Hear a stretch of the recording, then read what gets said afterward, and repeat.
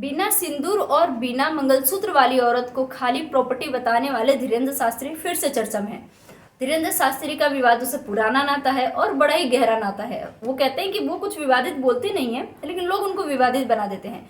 जब इस बार भी जब उन्होंने औरत को प्रॉपर्टी से कंपेयर किया तो लोगों ने उनको जम के विरोध किया, लोगों ने उनको फिर से विवादित बना दिया उनके इस स्टेटमेंट को। खैर, हम ये पूरा मामला जानेंगे, उससे पहले हम डिस्कस करेंगे इसकी पृष्ठभूमि को। आपको पता ही है, धीरेन्द्र शास्त्री आजकल सेलिब्रिटी बने हुए हैं। हर न्यूज़ चैनल उनको कवर करना चाहता है, हर न्यूज़ चैनल उनकी बात करना चाहते हैं, उनकी बात लोगों तक पहुंचाई जाती है, घर घर तक उनकी बात पहुंचाई जाती है। उनकी जो सोच है, उनके जो विचार है, उसको प्रसारित किया जा रहा है। तो धीरेन्द्र शास्त्री आजकल शाहरुख खान और सलमान खान से तो जरूर फेमस है, बहुत आगे निकल गए हैं, बहुत सेलिब्रिटी, बड़े सेलिब्रिटी बन गए। इस बार वो पहुंचे हैं बिहार के बाद एमपी के बाद पहुंचे हैं वो इस बार नोएडा में उनको कथा कहना था, प्रवचन देना था। जैसे कि उनका काम है, वो भगवान हनुमान जी की कथा कहते हैं हर जगह जाके। तो इस बार नोएडा में पहुंचे वो कथा कहने के लिए। भीड़ लाखों में आई फिर से। इस बार आपने बिहार में भी देखा था कि लाखों की भीड़ इकट्ठा हुई थी उनको देखने के लिए। इस बार भी नोएडा में लाखों की भीड़ उनको देखने के लिए पहुंची और इस बार तो उन्होंने एक नहीं दो बवाल मचवा दिया। पहला मामला जानते हैं। उन्होंने भी हाल ही में एक स्टेटमेंट दिया था कि जिन औरतों के मांग में सिंदूर नहीं होता और गले में मंगलसूत्र नहीं होता उनको खाली प्रॉपर्टी समझो। फिर से सुना इस स्टेटमेंट को। जिस औरत के मांग में सिंदूर नहीं होता और गले में मंगलसूत्र नहीं होता उसको खाली प्रॉपर्टी समझो, और जिस औरत के मांग में सिंदूर होता है और गले में मंगलसूत्र होता है उसको रजिस्टर्ड प्रॉपर्टी समझो। इस स्टेटमेंट से आपको क्या समझ में आ रहा है, आप क्या मतलब निकाल रहे हो, मुझे कमेंट सेक्शन में बताना।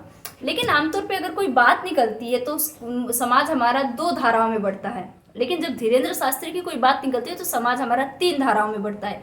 एक धारा वो होती है जो इनको सपोर्ट करती है, जैसे कि अभी जो लोग सपोर्ट कर रहे हैं वो कह रहे हैं कि भाई सही बोला पंडित जी ने कि अगर आप शादीशुदा है तो आप सिंदूर लगाओ, मंगलसूत्र पहनो, श्रृंगार करो, पायल पहनो।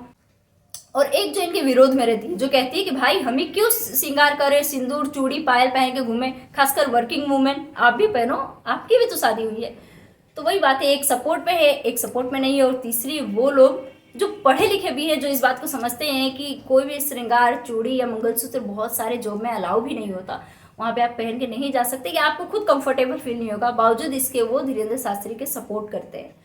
आपकी क्या राय है, आप मुझे कमेंट सेक्शन में जरूर बताना। ये तो था पहला मामला जिसके बाद धीरेन्द्र शास्त्री काफी विवादों में आए, बहुत लोगों ने उनका विरोध किया, खासकर महिलाओं ने उनका विरोध किया। दूसरा मामला भी आपको बताते चलते। इसी सत्संग में नोएडा में एक कुछ टाइम पहले, यानी 5-6 दिन पहले क्या हुआ था कि जो धीरेन्द्र शास्त्री के बैठने के लिए जगह बनाई गई थी उसको घेरा गया था बांस से, ताकि वहां पे कोई पहुंच नहीं पाए, उनकी सुरक्षा के लिए ऐसा किया जाता है। लेकिन दूसरे पंडाल में बैठी एक औरत अपना पंडाल क्रॉस करके, जो बांस ऐसे एक के ऊपर एक बांस लगा होता है ना, उसको क्रॉस करके जा रही थी धीरेन्द्र शास्त्री के पंडाल में। और वहां पे एक दरोगा जी भी खड़े थे। उस दरोगा जी के सामने उस महिला को धीरेन्द्र शास्त्री के किसी वर्कर ने उठाया इस पंडाल से और उस पंडाल में फेंक दिया। यानी कि धीरेन्द्र शास्त्री के पंडाल में वो एंटर कर चुकी थी, तो धीरेन्द्र शास्त्री के पंडाल से उठा के उसको दूसरे पंडाल में फेंक दिया गया। ये भी काफी विवादों में था, ये वीडियो काफी वायरल भी हुआ था। इस पर धीरेन्द्र शास्त्री के साथ साथ उस दरोगा की भी क्लास लगी। धीरेन्द्र शास्त्री ने माफी भी मांगी। उन्होंने कहा कि ये जो लड़का है वो मेरा वर्कर। बताइए, धीरेन्द्र शास्त्री अक्सर विवादों में रहते हैं। आप मुझे कमेंट सेक्शन में जरूर बताना कि किसी महिला को, किसी औरत को प्रॉपर्टी के साथ कंपेयर करना कितना वाजिब है। क्या ये वाजिब है, क्या ये सही है कि हम किसी औरत को प्रॉपर्टी के साथ कंपेयर कर दें? आपकी इसमें क्या राय है, डिस्कस जरूर करना। मेरे चैनल को सब्सक्राइब करना, लाइक करना। अगर आप मुझे इंस्टा पे देखते हो तो मुझे इंस्टा पे फॉलो जरूर करना। Thank you. जय हिंद, वंदे मातरम।